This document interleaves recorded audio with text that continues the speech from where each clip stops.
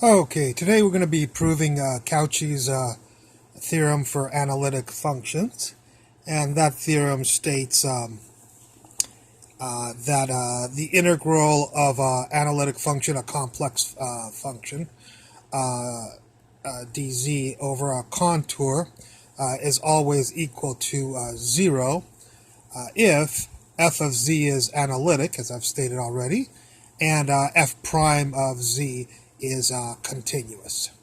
So let's get started here. We're going to have actually two proofs of this. The first one we're going to be using Green's theorem. So first of all, let's rewrite this integral as for the function, the analytic function, complex function. We'll call that u plus iv.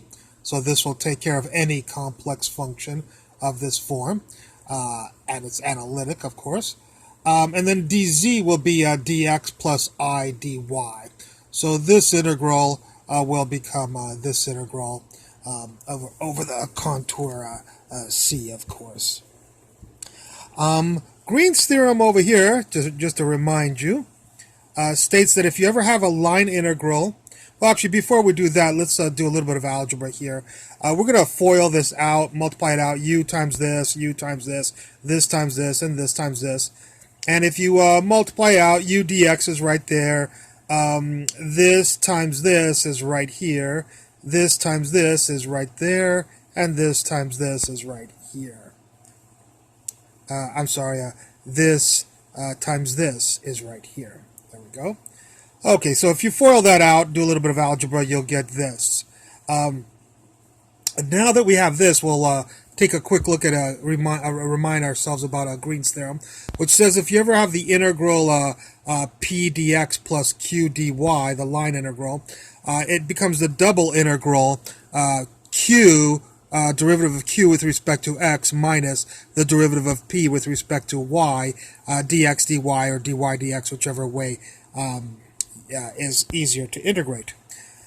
So what we're going to do is apply Green's theorem to this integral and then this integral. Let's do this integral first. Of course, p is next to dx, so p is u, q is negative v. So what we'll have is we'll need q, negative v, the derivative with respect to x, that's right here, negative vx, and the derivative of a u, which is the p, with respect to y, it'll be minus the derivative of u with respect to y is right there, double integral dy dx. Here we have the I plus I, and then we'll do this. This is p and this is q, according to Green's theorem. So we'll do the derivative of q with respect to x minus the derivative of p or v with respect to y, double integral dy dx. Then we'll get our Cauchy-Riemann equations for complex functions. Analytic functions, of course, and that is that ux will always equal vy if we have this format right here, and uy will equal negative vx. Of course, these are partial derivatives. And so right here where there's a vx, well, vx right here equals negative uy, so in for vx, we'll put a negative uy right there. But a negative, there's already a negative, and if you put a negative uy, negative is a positive, minus uy will give you 0, of course, which is what we're going to get there. Over here, we can choose to find who is ux according to Cauchy-Riemann equations, and that's vy. So in for ux, we'll put a vy right there, and it'll be a minus, and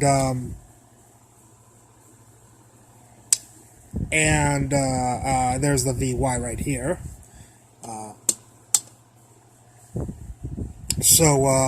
A vy minus vy, of course, will be 0 also.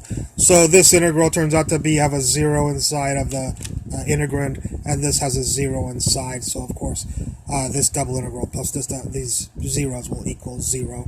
So we've just proved Cauchy's theorem that all analytic functions, the integral will always equal 0 according to Green's theorem.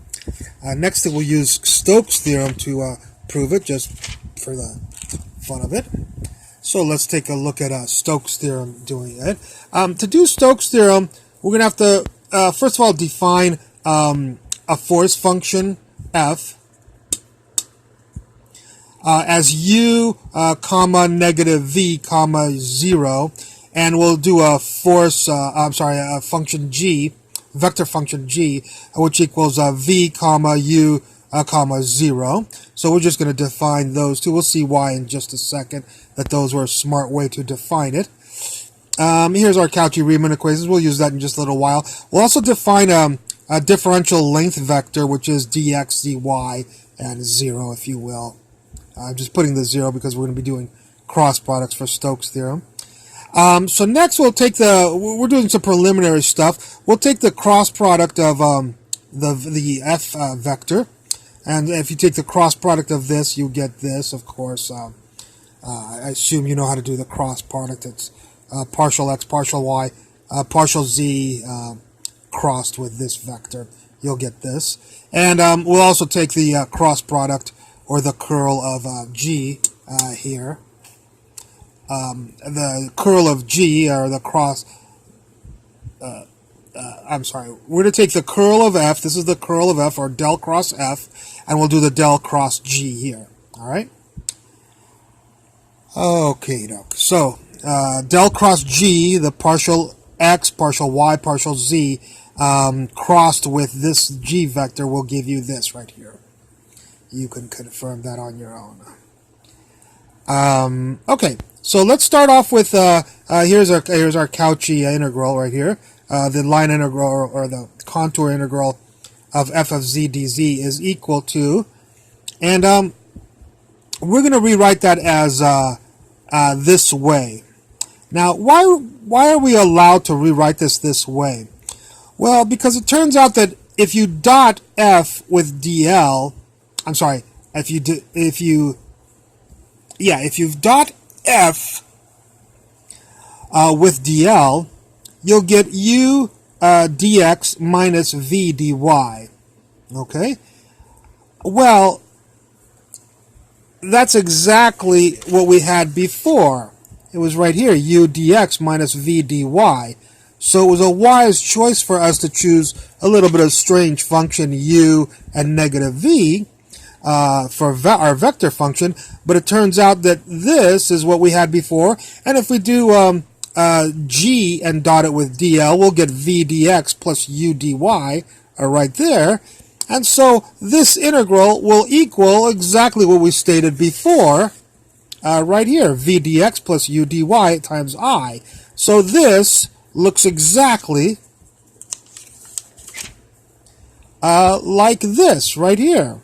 So it was a good choice to choose u and negative v and v and u, even though they seemed like strange choices originally. It's kind of like we reversed engineered and made sure that we were going to get this, so we figured out, oh, f has to be u and negative v, and g has to be v and u if we want to get the exact same integral we had before.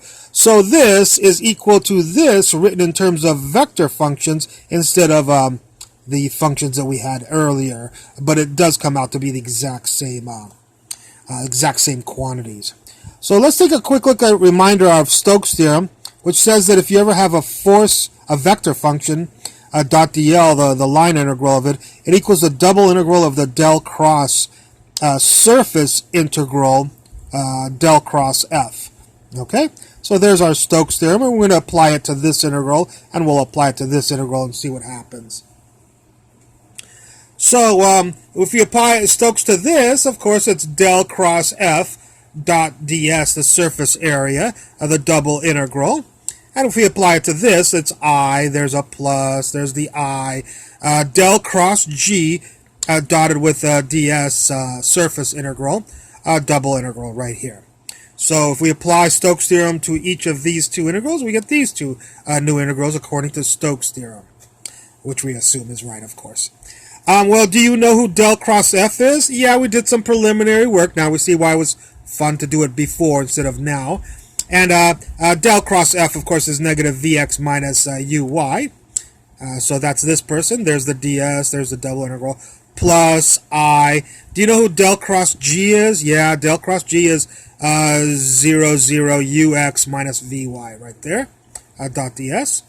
And you could probably see this coming as it is, and that is that we'll get our Riemann equations, which we have way up here. They're the same as they are before. Do you know who Vx is? Yeah, right here, Vx equals negative uy. So we again get a negative uy, you know. So this will be negative, who's Vx? Negative uy.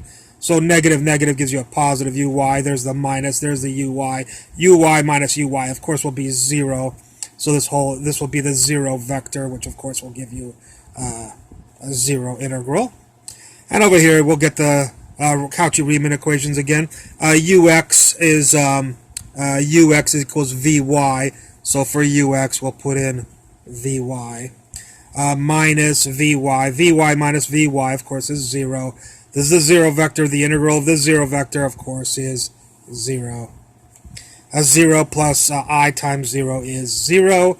So this integral, which we transformed according to Stokes Theorem, this integral is equal to 0, which is what Kouchi stated in his theorem. So there's 2 proofs. I hope you enjoyed this lecture, and I look forward to any comments at the bottom. Thank you very much.